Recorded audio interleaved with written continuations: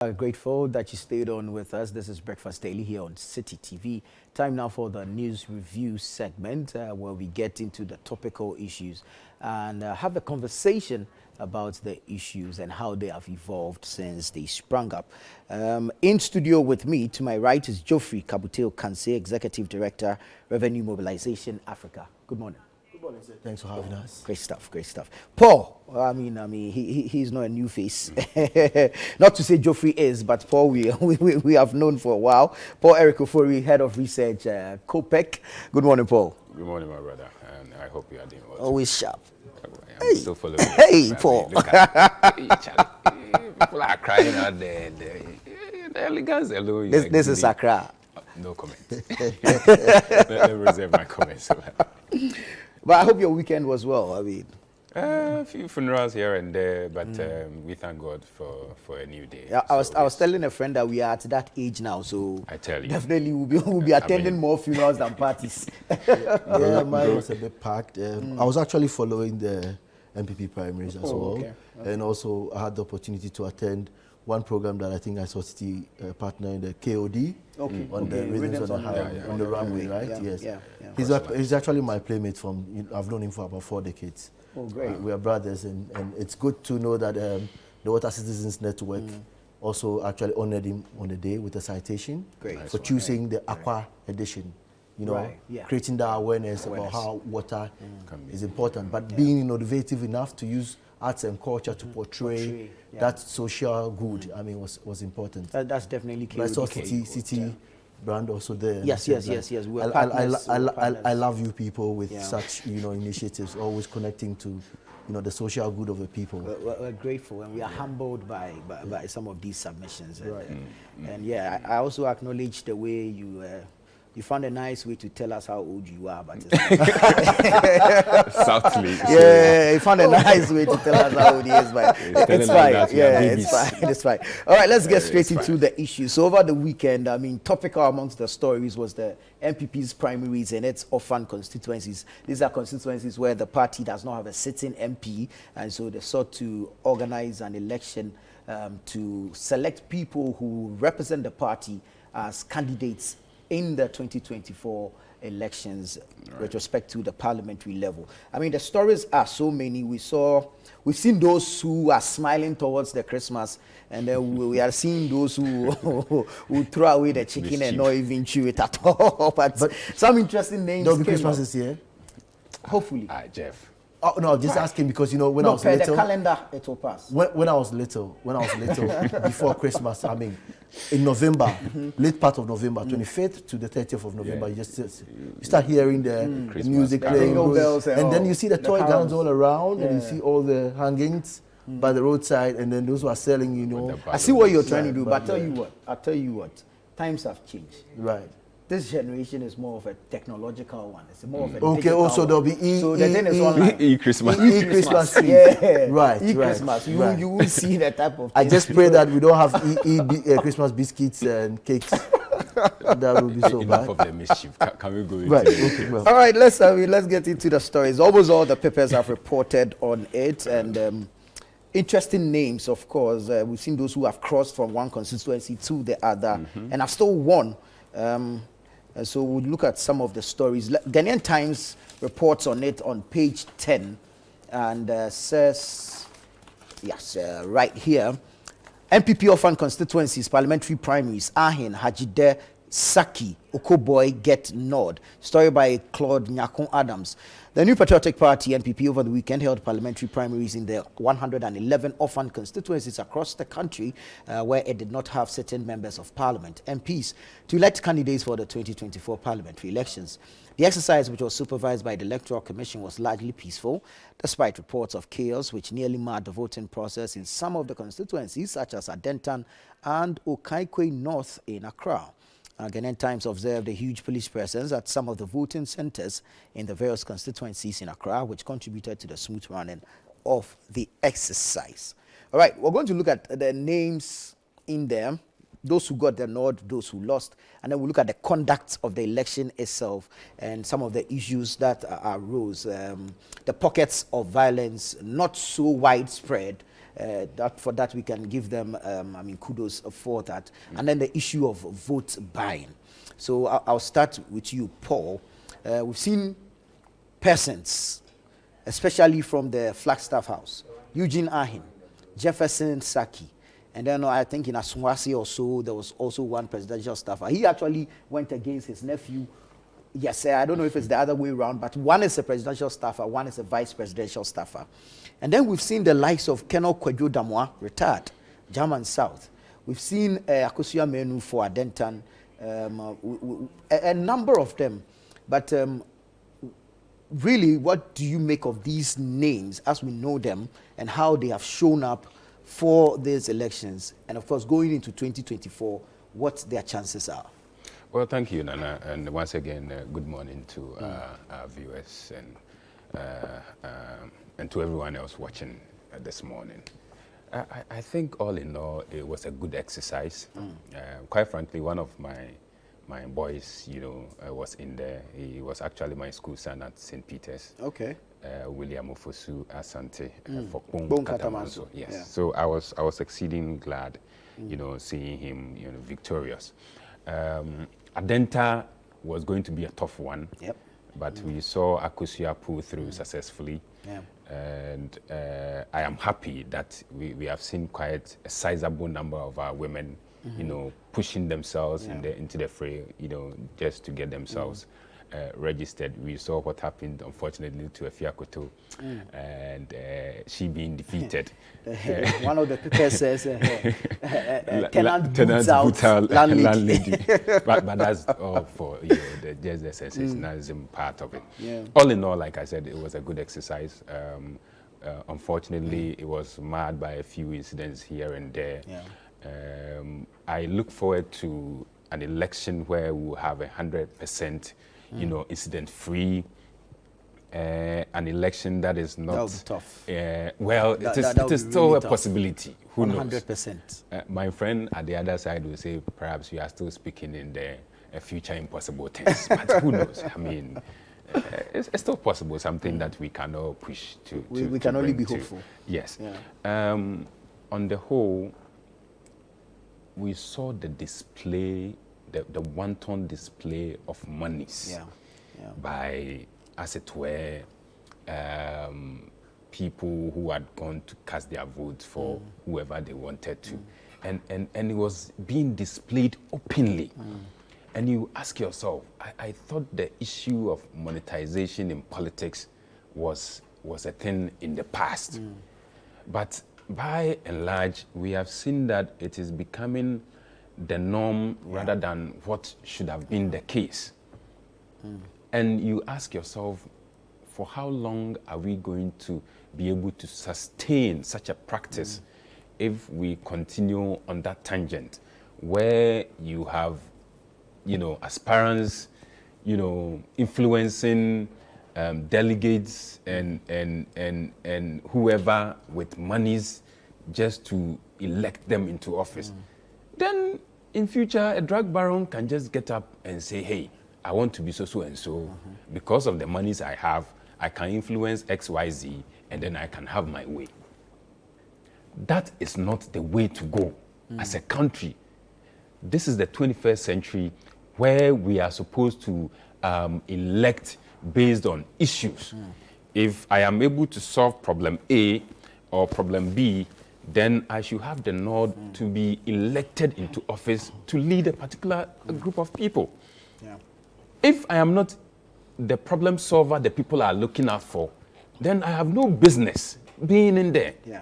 But this is where you have a situation where, as it were, even the party supports that, they are coming from a so-and-so location. They will need some form of transport to go back. And so we are giving them these monies as, excuse me, anybody who wants to vote, any citizen who has the area, at heart, the constituency at heart, will want to go all out, put in even their little resources into making sure that they elect somebody credible, somebody who they feel will be able to lead them, to where they want to be led to. Not the other way around where they have to be influenced by monies in order to elect whoever. I think it is high time as a country we put, our acts together in making sure that we are electing people who at the end of the day are going to lead the constituency with that kind of zeal, with that kind of passion, with that kind of love, and not just because I have monies, so I want to be in politics, or not just because I want to lead the people because I am being supported by, or I'm being sponsored by whoever. The kind of situation we've created, and the potential difficulty in making a reverse on it. We've allowed the monetization to become so endemic. So then, can we fix a price? Because now we are calling it TNT. That is the name they are giving to it. So then, can we fix a price? Say it's 200 Ghana cedis. Anything above that is a crime. Nana, do we even need to give TNT to anyone in the first place? Let's be honest to ourselves. No, you don't. So but then you also admit that some people are coming from certain areas that they will need a little push to get to the voting center. I still do not subscribe to that school of thought that because I am coming from so and so area, or because I am 10 kilometers away from the voting center, I should be, supported somehow. It is not right. And we hide behind some of these things to elect corrupt people into office, and it becomes a problem, in fact, a bottleneck around, an issue around our necks, where at the end of the day, we will struggle to get such people out of office and even get them to do the sort of work we would, at the end of the day, need them to do. Listen, there were calls for the state to sponsor politicians. I still do not subscribe to that. What I feel we should do as a country, whoever wants to be in office must be able to champion his or her own agenda. Let the populace buy into your ideas. Let them contribute. Let them be part and parcel of whatever you are doing. It should not come at the whims and caprices of a certain group of people who want to push a certain agenda and then get their people in office to do whatever they want to do. Let the people be part of the process. Let them contribute. If I know that I'm contributing so much to you or to party A, then I know that at the end of the day, you are going to serve me, my interest. But where it is the other way around, then they will be dictatorial. Because listen, there are some MPs who hardly even go to their constituencies. Why? Because after all, they came with their own resources. And they funded themselves. In the next election, they can they can still do the same thing. And so if we are able to nip that thing in the bud, where we have citizens contributing to fund these politicians, then they can even demand accountability from them. Right. Let me come to Geoffrey and your observations first off, and then the danger or the monster we have created in the name of vote buy. Well, I first of all would like to congratulate the NPP and then to Ghana. I mean, we are deepening our democracy. It's very key. We have to protect this fourth republic jealously because from the first, second, and third, there were topplings, and then this one is the longest one that we have right now. So we need to really protect it. While at it, let me quickly congratulate Dr. Ampabe, who actually also contested, and I think it's the right direction. Some of the complaints that we have from the CSO, I mean, from out here, if one of us is proceeding to go in there, I have always said, I've been one of the people who think, look, one of the things that we've done, the researches we have done, if we would have the influence and the impact we want, we have to push some of our own in there to go and make that change, So it's a bold step, and I congratulate Dr. Ampabe for that. And also to Dr. Koboy, who's actually my junior in 48 engineers. So there we go again. Why are you always bringing in the issue of age? I did not.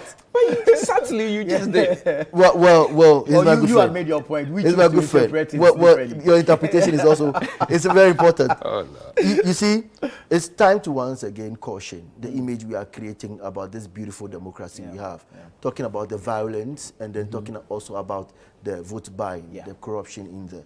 I'll tell you what. Many years ago, I sat on a platform with Dr. Ofe Abuaji, and it was about affirmative action. I was totally against affirmative action, impartial. That look, I did not believe in selecting women and creating space and putting them there in parliament. I believe that there are certain impediments that actually was discouraging the women. The violence. I'm not saying women are saints, but majority of women will stay away from politics violence. If it's this violent. I mean, even the violence, the words we are using, the slandering, you know, the backbiting, the wrong language they are using in there is discouraging enough for women. Majority of the time, when it comes, how many women will sell their vehicles to go and contest elections? You know, so some of these things happen and the women will not do it. So these are the issues. But looking forward on this issue that we have said, when it comes to the issues of funding, like my brother said, look, let me give you 3 examples. How many people who support football are funded to go to the stadium? You mean all the people who go to the stadium to watch football from all the way Taifa, wherever, Medina, to go to Accra Sports Stadium? Does Accra Sofo pay for them to get there? Please tell me. No. It's just because of the love they have for the game, and some of them even pay dues to contribute to the welfare of the football team. Thank you. So are you telling me that you do not have such persons to come and do same for a political party if you preach the right messages to them? Let's think about it. Who is paying for the women who travel and transport themselves to the church yard at the Achimota Forest? They are all rich people, you are telling me? To the nightclubs, the young men who are boarding vehicles. Some people leave Kaswa and they come to nightclubs or maybe pubs at Salisbury. You know, at Pesinosu corners. Are you the one for that? They are the same people. You seem to know these corners, but I do. I'm a street person. I'm on the streets with the people. Jeff, like today, as I sit here right now, if I live here, I bought trotro. Sometimes when they see me in the trotro, sometimes they are racist. I mean, sometimes economic racist. They discriminate against They discriminate against me. I mean, they don't allow me to sit in the trotro freely and peacefully. But is the satisfaction the same? It is. How? See. You see, the security of personally going to have my fun. Right. Exactly. So I am motivated. But you see, politics is also entertaining, fun, and also protective. I mean, you want me to come and vote. You can well be sleeping and lay on your bed better when your security is so safe in the hands of people you can trust. And if the economy is managed well by people you really believe in. So if you are pushing for the good of society, you need to ensure that you need a look, from where we are coming from COPEC and RMA, somebody will ask, why are we discussing politics? But we are interested in who, the issues, the very beautiful things that COPEC puts on the table, the revenue issues are put on the table. We need the right people to be there to understand and push those things. I need to have people who can listen and dialogue with me, such that when they are at the top, look, it's another thing digressing from the issues that you don't agree with in government and telling them in the dialogue session, and it's another thing them understanding what you have said, all that you have said, and putting it on the table and using it. When it comes to our campaign, so akawati, so say obefano, and then they ask them. So look, this corruption and things that we are doing, this vote buying, it lays a foundation for corruption. The people who are giving you the money, when they get into office, they'll need to make money again to go and pay from wherever they borrowed from. 2, it limits selection. It will produce that barrier that will prevent some women and other people who are limited from coming there. Look, the bad image for a democracy is also another thing. There's an international ratings. People want to do business. They don't want to do business at a place where, you know, wherever there's corruption and hiking of these things, there's also crime. There's also, you know, bullying all in the system. Because look, whoever is sponsoring, it opens space for contractors. They will sponsor, political contractors will just sponsor you. And when you are in office, they have influence about who you deal with. Now, if you look at that story very well, the VP was saying his hopes of, you know, them capturing some. They are winning all of fan constituencies. It's just good to be hopeful. And it depends on his strategies. He knows his strategies that maybe he has. You know, this electoral thing is also based on research. And I would like to hear some of the times when they come up with such confident, they should tell us the strategies to grow the discussion, you know, so that, let's say, for example, they have a research base which It's also informing their language. Then also to talk about the resources, technically. You need to have some resources to be believing in what you are doing. When I say resources, then again, that puts the thin line between the resources needed to do politics and then the ones that come in to come and do the vote buying. Right. You need money at all costs to buy vehicles to go from one place to the next. Definitely. You need to buy fuel for those who are moving around and cheering and training your polling agents. All these are part of it. But the excesses is what we are talking about. Finally, I would like to talk about the issues where we look. We will follow with keen and constant interest to know how the processes will go. Hopefully, to see that we are able to join the discussion to sip out the violence, to sip out what you and I are condemning as vote buying. Look, let me tell you what. If we risk putting one thing, a coin, that let's put 10 cedis there, you can't control it. Yeah. After some time, like my brother is saying, today you put it to 20 cedis. Tomorrow they'll tell you, oh, because of the distance, they made it 500 cedis for these people. Again, then the figures will be multiplied. Yeah. They always find a reason to... Look, I've given you the good examples I think you should look at. People join religious groups. They travel from, look, even Presby. There will be a person, Presby, Catholic, Methodist. Somebody will be like Presby in Adenta. And even when he relocates to like Nungwa, he might still travel to Adenta just because that is his mother church. Why do they do that? Yeah. Because of a love for the religion. They have inducted a new moderator. Congratulations to him. Right, wonderfully. Our senior just left, actually. Yeah. But let me tell you what. It's important to actually do a lot more. The NCC is out of the game for some time. They should come into the game. Well, have we empowered the NCC enough? Well, it's true. Do we resource the NCC enough? Well, you're right. You're right. We need to... Government must give them a lot of resources to be able to do their duty, which I agree with you. I think they should be able to, some vans to go around, some workshops, seminars, and I think the education on politics should start from the basic levels. I don't know if you follow some videos that go around, some of the children, what they promise from that level, and some of the things they will be wanting to share or something to, I think we've created a reward system. Exactly. Yeah. Let's create that orientation that, look, the selection should be based on somebody can do the thing, and then there should be a system that encourages these children from their young ages. Let's be interested in how they elect primary school, they have class prefect, school prefect, to the secondary school, the school prefect. Let's be so interested. Look, where is Nooks? I was a former National Nooks executive, but today I don't have that, encouragement that I should go around them. I mean, the politicizing is so bad. People have allowed the politicians to infiltrate your ranks. There was and so they are doing their thing and TESCON thing with the students. Look, the students are actually politicians. The positive side of that one was to groom them, like having Tain, having the TESCON, was to groom them so that they find a trace already. Okay, it's just like having a coast team, and then the Hearts of Folk and the Kotokos will go there and pick their select from there.